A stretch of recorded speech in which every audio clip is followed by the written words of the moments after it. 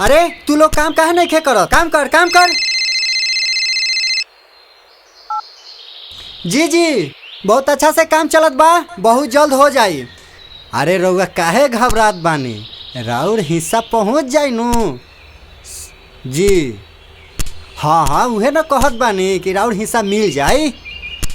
आ नहरी वाला काम भी हमनिए के दे देव तब न बात बनी। आ सुनी ना, ओकर फिकर रउआ ना करी, बहुत जल्द सब काम हो जाई। जी ठीक बा, प्रणाम।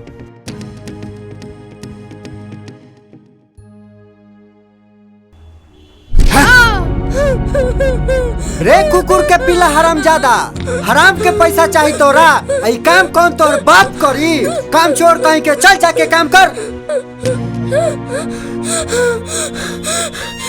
मालिक हम घर से कुछ न खा के आयल बानी, बहुत जोर से भूख लागल बा मालिक। थोड़ा सा खा के पानी पी ले मालिक। हम सब काम कर दे मालिक, सब काम कर दे। यहाँ काम करे के पैसा मिला था, खाए के ना। चल जाके काम कर। अरे तू लोग मुँह का देखा तारा, जाके काम करा।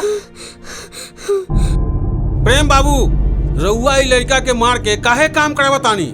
रउआ के ऊपर बाल मजदूर के केस भी हो सकेला। अरे जा बारह आइला हमरा कानून सिखावे वाला। हम 64पुर के जमींदार के बेटा हई। आ थाना पुलिस तो हमरा बाबूजी के जेब में रहेला। जा जौन करे के होई कर ली हो। अच्छा, ऊ तो तोरा बाद में पता चली।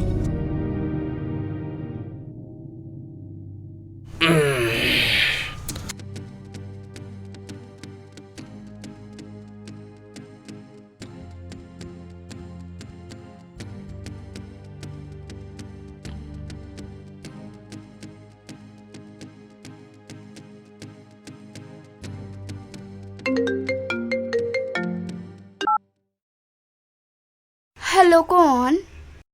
अरे हम बोला तानी मनोहर। कहाँ बारू हमर जान? बोली का बात बा? ए कजरी, हम अभी तोरा पान के दुकान पर आवत आनी। एगो ताजा ताजा मीठा पान लगा के रख हमर जान। रो रखिया बे खातिर हमरा लगे कोनो पानवान नहीं खे। अरे ऐसन मत बोला ए हमर करेजा। हमरा मालूम बा तू काहे खिसियाल बारू। अरे वो दिन हमरा समय ना मिलल रहे तो वादा काहे के ले रही रौरा, जब ना रहे घुमावे के ता? अरे बाबा, हमरा से गलती हो गई रहे। बाकी आज हम तोहरा के जरूर घुमाई। कोनो जरूरत नहीं खे आवे के। फोन रखी। अरे साली काट दिलस। बाकी पान त आज हम खइबे करब। जैसन सोचले रहली ओइसन धनिया मोर बारे। ए चभोरन, चभोरन कहाँ जाके बा? आई बैठी। हमर गाड़ी नयका बा, चकाचक बा, बैठी। अरे हमरा कहीं जाए के नहीं खे। हम त तोरा बुलावे आइल बानी। हम तो तोरा कहाँ कहाँ न खोजली।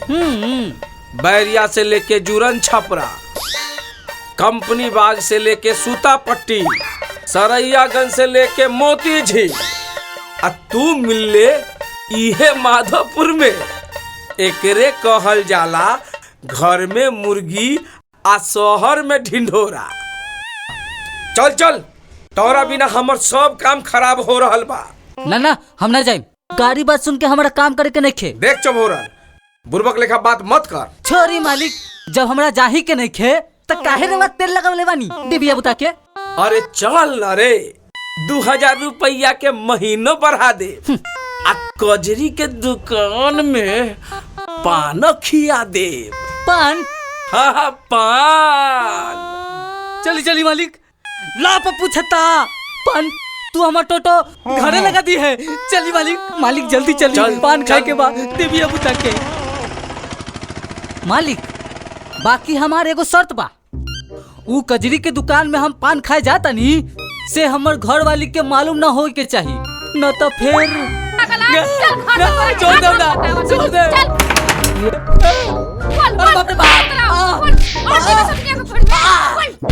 छोड़ दे तुम्हारा लग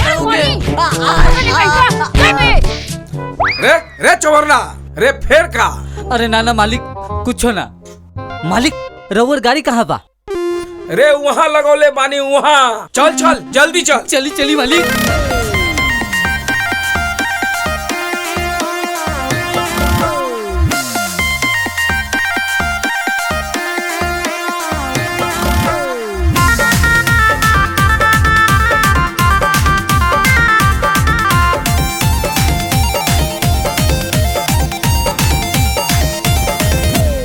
हमरे जान हमरो खियादा बनारस के मीठा पान।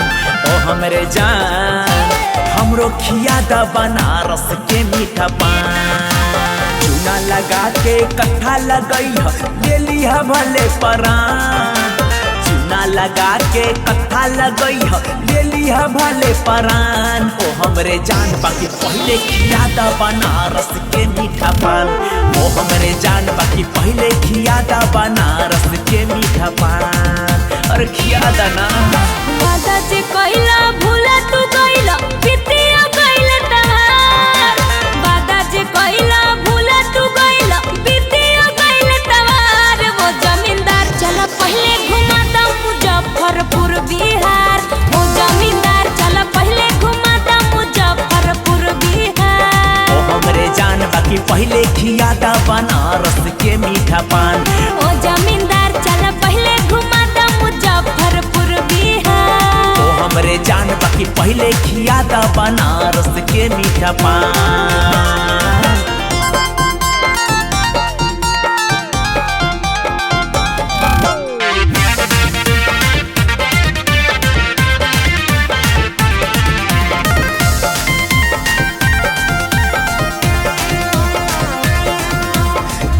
भरोसा हमरे पे रानी बानी हम राजा तोहार हो।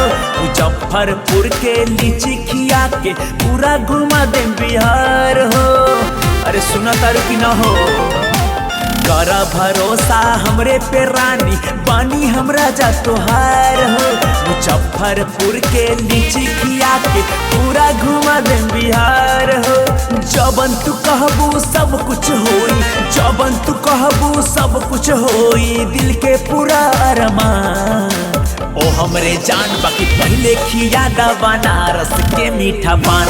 ओ हमरे जान बाकी पहले खियादा बनारस के मीठा पान। ओ हमरे जान बाकी पहले खियादा बनारस के मीठा पान। ओ हमरे जान बाकी पहले खियादा बनारस के मीठा पान। भरोसा दिला के भरोसा तू तोड़ला कइला जवानी जियान। भरोसा दिला के भरोसा तू तोड़ला कइला जवानी जियान।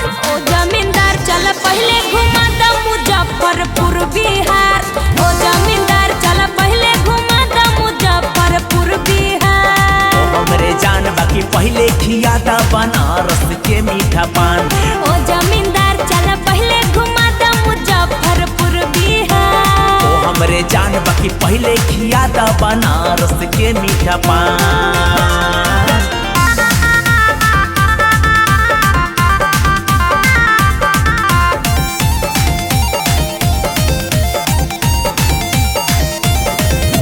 सोचा न इतना सुना ए रानी छा जाइबू हिंदुस्तान में। जवन मजा रसगुल्लों में नाही तवन मजा तोरा पान में।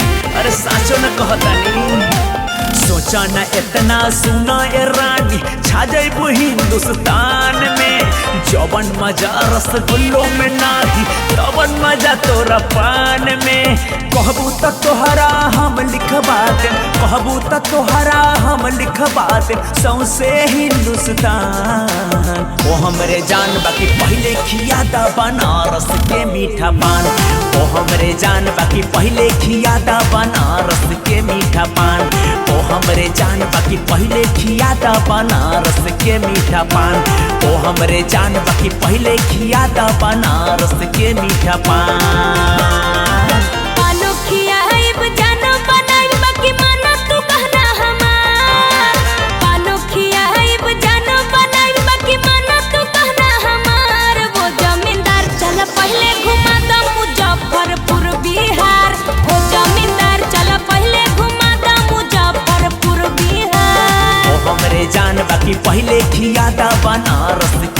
मीठा पान।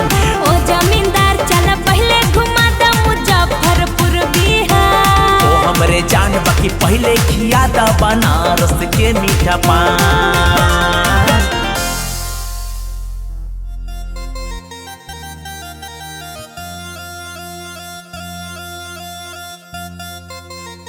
ए हमर जान अब तक खियादा हमरा पान। हली न राजा, हम तो कब से जुगा के रखले बानी रौड़ा खातिर मीठा पान।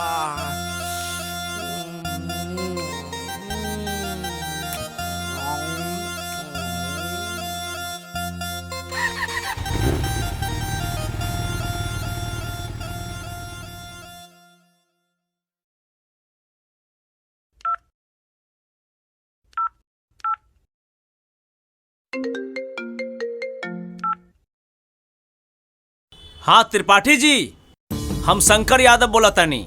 जी प्रणाम विधायक जी। प्रणाम प्रणाम।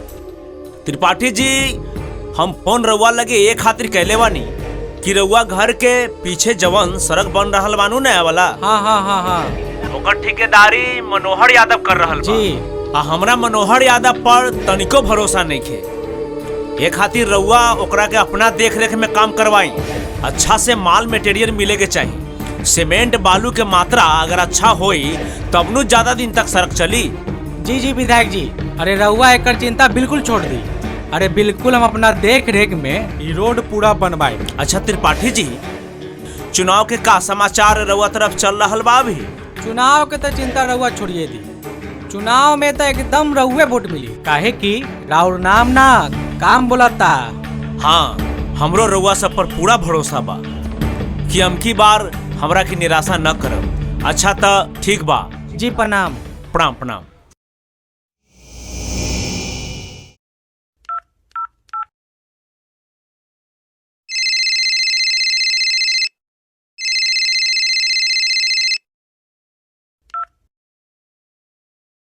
हेलो मनोहर बाबू जी, रउआ के बोला तानी? हम मंत्री भानु प्रताप बोलत तनी। जी जी प्रणाम प्रणाम। का हाल चाल बा? प्रणाम प्रणाम। ठीक बानी? बहुत बढ़िया बहुत बढ़िया। प्रचार प्रसार हो रहल बानू?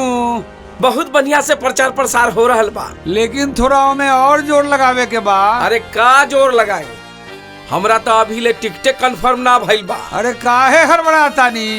गुड न्यूज बानू अपने के लेल। Good news? हाँ हाँ गुड न्यूज। का गुड न्यूज बा हमरा खातिर? अरे कंफर्म समझी टिकट अपने के। कंफर्म? अरे वाह वाह वाह वाह, हमार टिकट कंफर्म हो गई। हाँ जी जी, यह गुड न्यूज बा। ई तो वाकई में हमरा खातिर गुड न्यूज बा। चूँकि अपने के जीतल हमरो लेल उतने जरूरी बा। जी जी हाँ हाँ हाँ हाँ जी जी। यही से खूब प्रचार प्रसार करिया। हमरा से जब मदद के जरूरी होई से हम करे ला तैयारी बानी।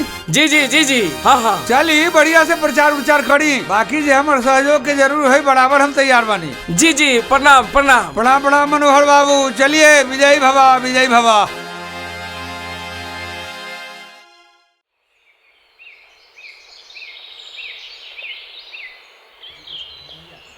बिरजू कुछ कहले रहे, ऊ का कहले रहे? शादी के बात कहले रहे। ई बात घर में बतावे के पड़ी। गणेश के माई, ए गणेश के माई, अरे कहाँ रह गेलू?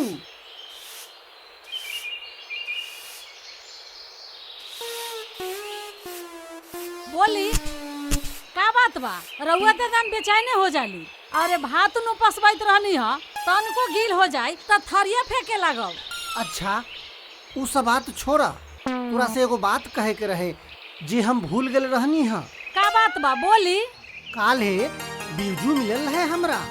आज के बारे में कहत रहे कि 64पुर के जमींदार मनोहर बाबू अपना घरे आवे वाला बारन। मनोहर बाबू? हाँ हाँ मनोहर बाबू। बाकी काहे जी?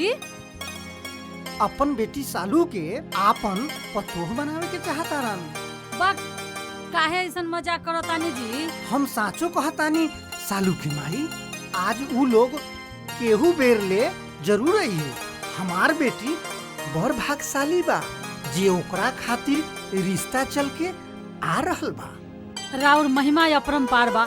हे छठी मैया, अगर ये रिश्ता पक्का हो जाए तो हम दोनों व्यक्ति मिल के औरक देहब रउआ। जय छठी मैया। ये रिश्ता जरूर पक्का होई। सालू के माई तू जा सालू के तैयारी कर द, हम तनिका खेत ताम के आवतानी। का खेत ताम के? रउआ दिमाग खराब बा का? उतना बड़का जमींदार अपना दूरा पर आ रहल बारन रिश्ता के बात करे, आ रउआ जाता नहीं खेत ताम? कोनो जरूरत नहीं के जाए के रउआ। चुपचाप जाई आ गोबर उठा के लाई। पहले दूरा नीप लेत हई, जात कुटुम आवे वाला बा त दूरा दरवाजा चिकन चकन रहे के चाही नु। हाँ ई बात तो तू ठीके कहतारू। अभी लेके हम आवतानी।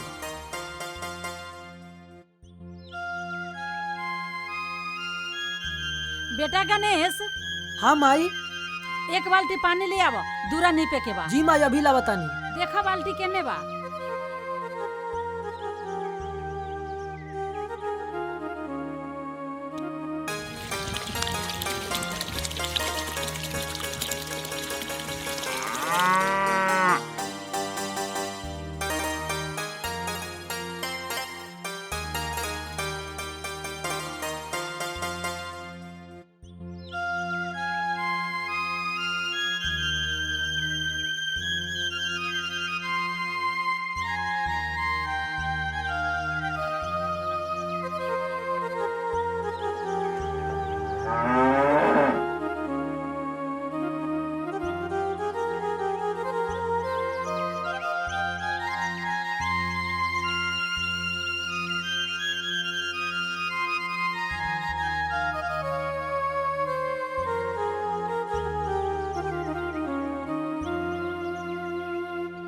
हम मतारी बेटा दूरा पर रास्ता देखतानी, रउआ यहाँ गाय के बथान पर गोबर काहे रखतानी? हाँ बाबूजी, यहाँ काहे रखतानी? गणेश के माई हम सोचली है कि दूरा पर जगह नहीं खे, यही से बथान पर चलाइनी है। यही पे नीप पोत के चिकन कर द, ताकि जमींदार साहब आई है तो गाड़ी घोड़ा लगावे के कोनो दिक्कत ना होई। हाँ ई बात तो रउआ ठीके कहतानी। लाई पानी के बाल्टी उठा के लाई, हाली हाली हम नीप देतानी। आ रउआ जाए तनी कुट्टी काट ली। चल बेटा कुट्टी काटे। जी बाबूजी चली।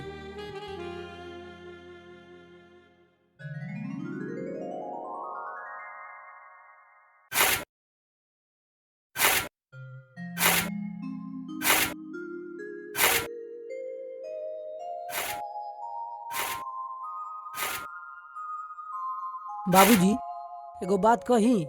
हाँ कहा बेटा। ई चमत्कार हो रहल बा। कैसन चमत्कार? 64 के जमींदार मनोहर बाबू अपना दूरा पर चल के आ रहल बानन, उहो सालू दीदी के अपन घर के बहू बनावे खातिर। ई चमत्कार न होता कहा बाबूजी? हाँ बेटा तू ठीक कहता रहा। ई कोनो चमत्कार से कम नहीं खे। जय है छठी मैया, ई सब राउर कृपा बा।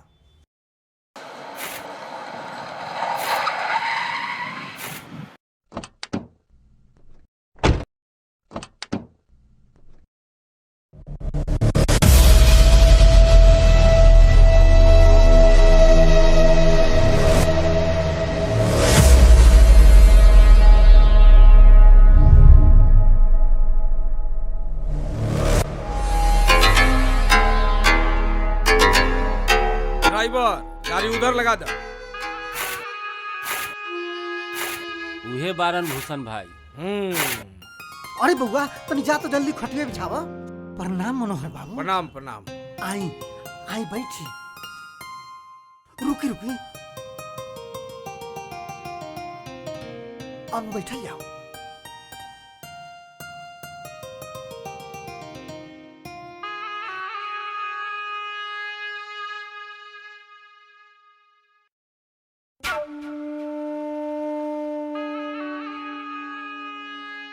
चबोरन छाता कहाँ बारे? जी अभी लावतानी, दिव्या बुता के।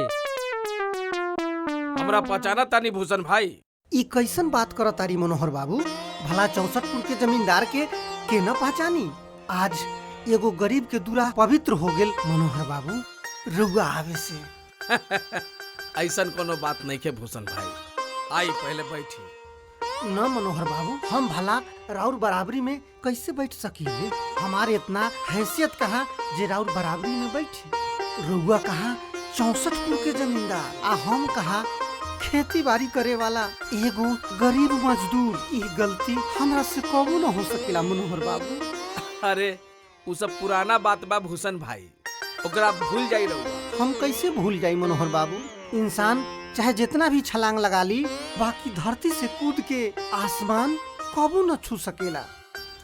हमरा रउआ में धरती आसमान के फर्क बा मनोहर बाबू, हम यही जा ठीक बानी। अच्छा चली, कौनो बात नहीं खे। हमनी जवन बात करे आइल बानी, अब ओ पर चर्चा होके के चाहिए। जी मनोहर बाबू। भूषण भाई, हमरा मालूम चलल है रउआ एगो सुंदर सुशील पढ़ल लिखल लड़की बानी, यही से हम अपन बेटा के शादी राउर बेटी से करल चाहतानी, यानी हम रउआ के अपन समधी बनावल चाहतानी भूषण भाई। बाकी मनोहर बाबू, रउआ दान दहेज देवे खातिर हमरा पास एको गो पैसा नहीं खे। अरे भूषण चाचा, दान दहेज तोरा से के मांगता? अरे भगवान के दिहल हमारा मालिक के पास सब कुछ बा, दिव्या बुता के। जबोरन ठीक कह रहल बा। बाप दादा के अर्जल अथाह संपत्ति बा हमरा पास, तिलक दहेज लेके हम का करब? हमरा तो बस एगो साड़ी में आपन बहू चाहिए, जौना के हम सदा अपन बेटी बना के महल में रखब। बोली भूषण भाई, बोली बोली, रउआ का कहतानी? रउआ का सोचतानी भूषण भाई? ऐसा रिश्ता बार बार ना आई, रउआ हाँ कह दी। हाँ हाँ, बिरजू ठीक कहा था भूषण भाई।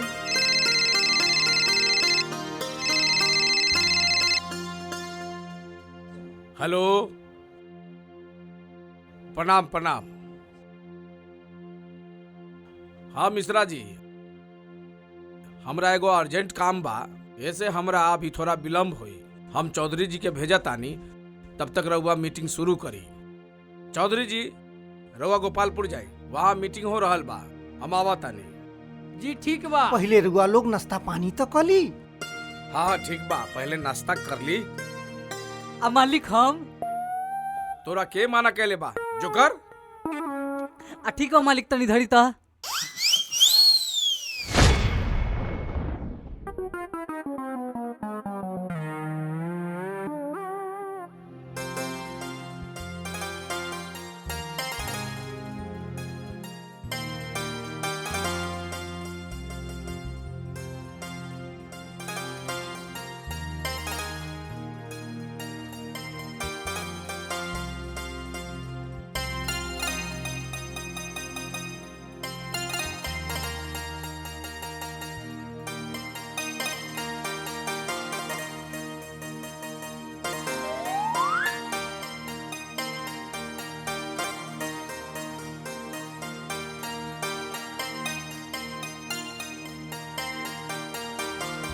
ठीक बा मनोहर बाबू, हम चलत आनी।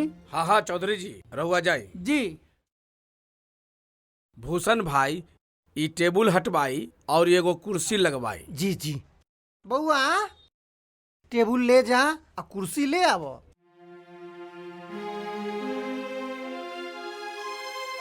अब तनी जल्दी से बिटिया के बुलवा दी भूषण भाई, इलेक्शन के समय बा, हमरा एको मिनट फुर्सत नहीं खे। लगातार क्षेत्र से फोन पर फोन आ रहा बा। बेटा गणेश, अंदर जा आ दीदी के बुला के ले आवो। जी बाबू। बेटी, तोरा के घबराए के कोनो जरूरत नहीं है। जौन बात उ लोग पूछी हैं उ सही सही बता दी है, ठीक बा? बउआ, दीदी के बाहर ले जा। ठीक बा माई।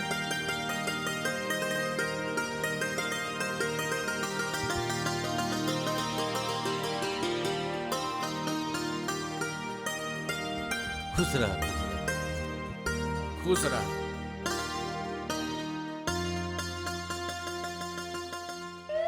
अरे ना ना, हमार पाँव मत छुई।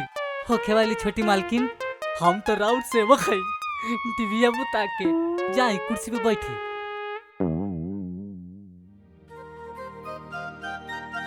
का नाम बा बेटी? जी सालू। तोहार दादाजी के का नाम बा? जी स्वर्गीय राजदेव यादव। कहाँ तक पढ़ल लिखल बारू बेटी? जी बीए फाइनल करतानी। तो हनियो कुछ पूछल लोग? खाना बनावे आवेला बउआ? जी आवेला। अच्छा अच्छा। और क्या क्या करे आवेला दिव्या बुता के?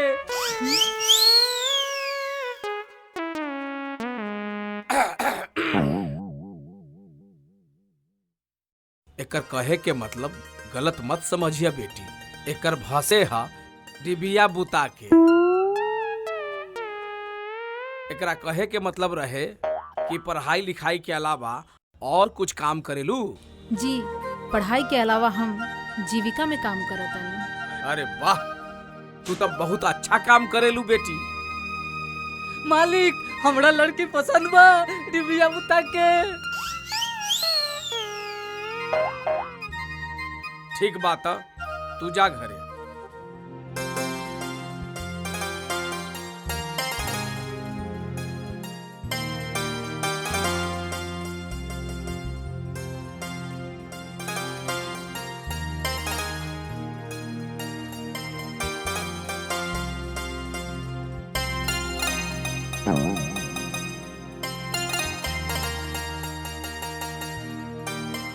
खुश रहा बेटी।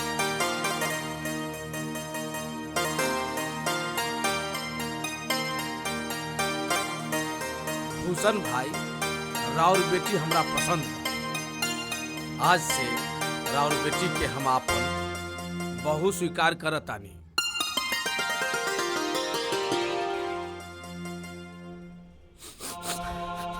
भूषण भाई, रउआ रो रहल बानी? न मनोहर बाबू, ये तो खुशी के आंसू बा। हम कबो सपनों में न सोचले रही कि हमार बेटी कोनो राजा के घर में बहू बन के जाई। हमार बेटी के बड़ भाग बा, और ओह से तो बड़ राउर विचार बा मनोहर बाबू। जे रउआ एगो गरीब के बेटी के अपन बहू के रूप में स्वीकार करतानी। रउआ इंसान ना, देवता बारी मनोहर बाबू, देवता बानी। यह तो मनोहर बाबू के बड़प्पन बा भूषण भाई। हमार मालिक के परतर दोसर केहू न कर सकेला, डिबिया बुता के। अरे ऐसा कुछो नहीं खे भूषण भाई, रउआ जाई शादी के तैयारी करी। हम जल्दी ये शादी के दिन उतरवा के भेजतानी, इलेक्शन के बाद वाला। काहे कि इलेक्शन के समय काफी नजदीक बा, ए में हमरो फुर्सत नहीं खे। जी जी। अच्छा, तो हमनी चलतानी। हाँ, रुकी मनोहर बाबू, शादी के बाद पक्का होइए गेल बा, त तनी पान खाली। हाँ हाँ, पान तो हमरो पसंद बा। अरे लाई लाई। जी, अभी लाओ तानी।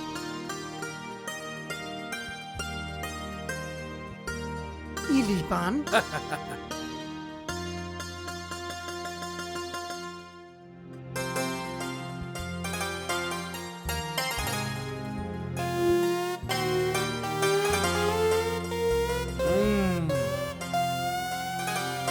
अच्छा, तो हम चलता।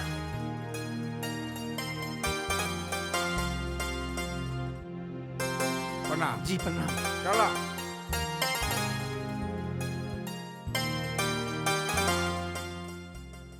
तब नाथू भाई, इमरी केकरा वोट देवे के विचार बा? हो भाई, हम किशनकर यादव के वोट देबो। काहे कि समाज में अच्छा सेवा कैलन, अभी भी कर रहल बाड़न। उनका जैसन अभी दोसर नेता मिलल मुश्किल बा। बात तू नाठू ठीके कहता रहो। शंकर यादव कोनो खराब आदमी नेता नइखे बारन। उनकर समाज में छवि बा, क्षेत्र में भी उनकर विकास के खूब सगरो चर्चा बा। यही से अच्छा से शंकर यादव के ही मन बनैले बानी देवे के वोट। और उनकर पुल पुलिया के निर्माण भी अच्छा खासा देख रहा थी। इस समाज में पानी के विकास भी लोग के करैले बारन, नाला निर्माण भी करैले बारन, इंदिरा आवास के भी व्यवस्था करवैले बारन। यही चलते पूरा समाज हमनी मिल के विचार कैले बानी, इमरी उन्हीं के फुल बहुमत से वोट देवल जाए। ओ भाई, हम तो अपन घर भर के वोट इमरी मनोहर यादव के देबो। इमरी सारा जगह उनकरे चर्चा बा जीत के। आ ए से अपन वोट खराब करे से कौन फायदा? मनोहर यादव घंटा जीतियन, उनकर चाल चलन ठीके ना बा। आए देखा तानी हम के इलेक्शन कैसे जीता तारन। अरे रहुआ लोगन के झगड़ा बंद करी, बैठी रहुआ लोग। अरे नाथू भाई चला, जीतियन तो शंकर यादव, चला चला। अच्छा, हमहू देखा तानी कैसे जीते शंकर यादव से।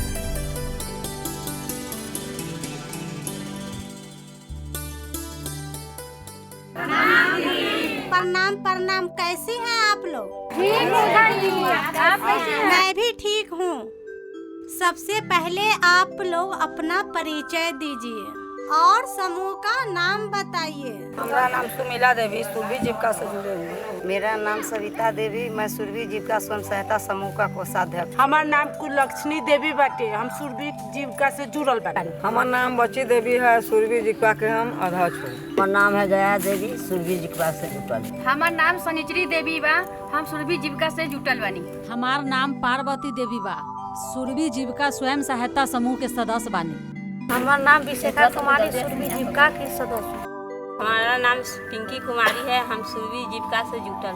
मेरा नाम अर्चना देवी है, हम सुरभि जीविका स्वयं सहायता समूह का सचिव हूँ। मेरा नाम रिंकू देवी है, मैं सुरभि जीविका स्वयं सहायता के सदस्य हूँ। मेरा परिचय, मैं संगीता देवी बिहार जीविका परियोजना में सीएम के पद पर काम करती हूँ।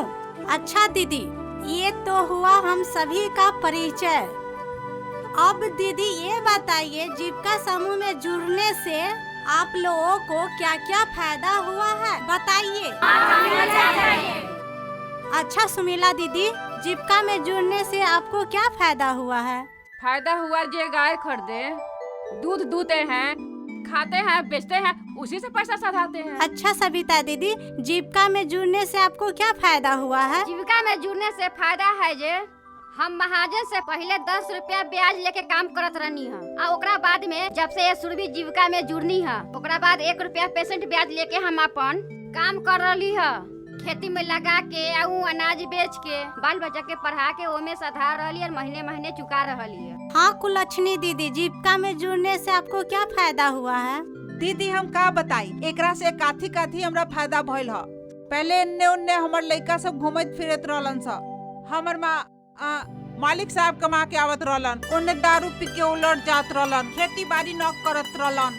अब तो एमे जुड़े से 1 रुपया इकट्ठा करके जमा कैनी, तब तो इन्हें बढ़िया से हमर बच्चों सब पढ़े जालन। बिया बाल बिया ले आवे तो खेतियों बढ़िया से होके ले, अब न पिए जालन। इससे हमरा बहुत फायदा बा दीदी। अच्छा दीदी, आपको सुरभि जीविका से जुड़ने से क्या फायदा हुआ है? सुरभि जीविका से जुड़ने में यही फायदा हुआ है कि इसमें से 1 लाख रुपया उठा कर टूटा फटा मकान था, तो उस मकान के हम बनाए हैं और पूरा परिवार इसमें रहते हैं, और मालिक साहब कमा कर लाते हैं तो कर्ज सुधाते हैं।